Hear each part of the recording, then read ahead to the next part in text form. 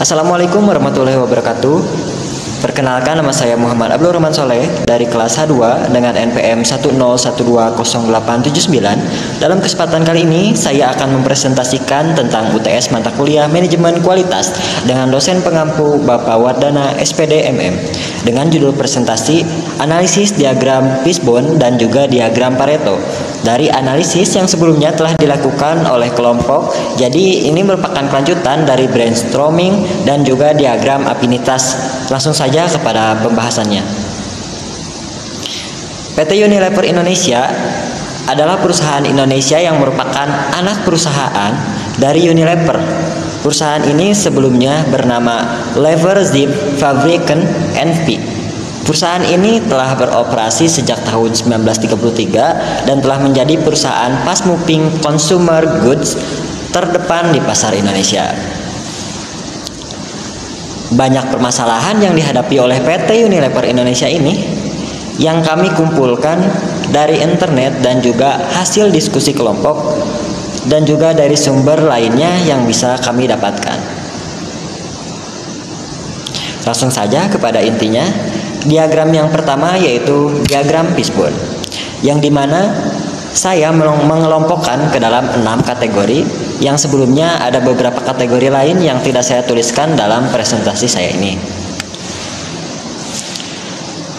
Bentuk kategori yang pertama yaitu ada orang atau manusia, yang dimana terbagi dalam beberapa permasalahan seperti 1.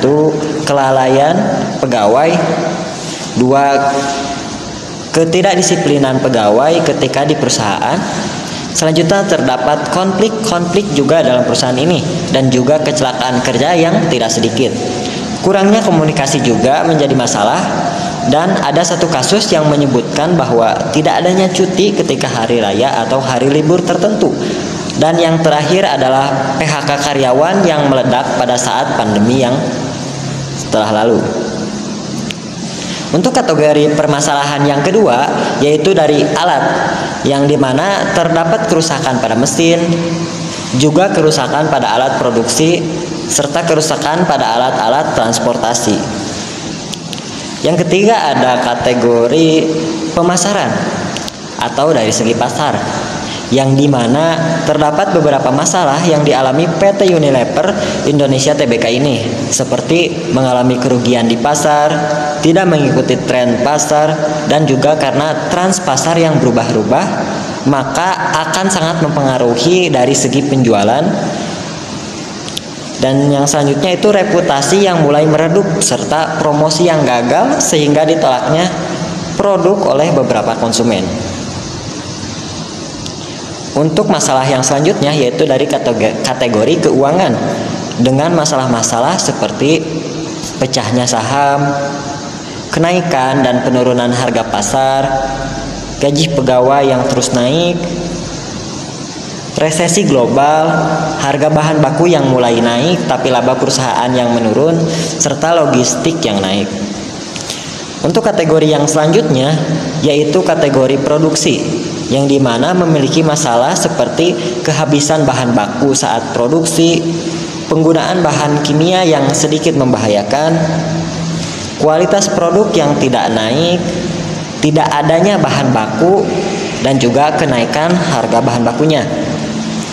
Untuk kategori yang terakhir yaitu adalah kategori lingkungan, yang dimana permasalahannya timbul dari luar kuasa perusahaan tapi dihasilkan oleh perusahaan, yaitu yang pertama ada emisi rumah kaca, pencemaran lingkungan karena limbah pabrik, lalu ada banyaknya limbah plastik dan pencemaran lingkungan lainnya. Selanjutnya kita akan membahas tentang diagram Pareto yang telah saya buat dari data-data yang saya kumpulkan di diagram fishbone tadi, yaitu diperoleh bahwasanya manusia, pasar, uang itu memiliki persentase 22,5% dari total keseluruhan permasalahan yang ada pada PT Unilever ini. Sedangkan yang lainnya yaitu alat dan lingkungan memiliki persentase 10% dari total keseluruhan masalahnya. Dan yang terakhir yaitu ada kategori produksi, yang dimana persentasenya berada di angka 12,5% dari total seluruh masalah yang dihadapi oleh PT Unilever Indonesia yang telah saya berikan data di fishbone tadi.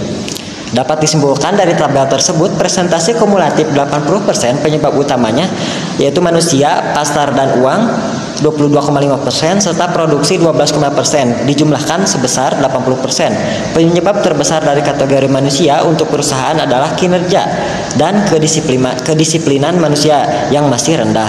Adanya konflik antara karyawan juga harus diatasi dengan memperbaiki kualitas SDM yang harus lebih ditingkatkan lagi serta perekrutan pegawai yang lebih baik lagi ke depannya sehingga tidak merugikan perusahaan di masa yang akan datang.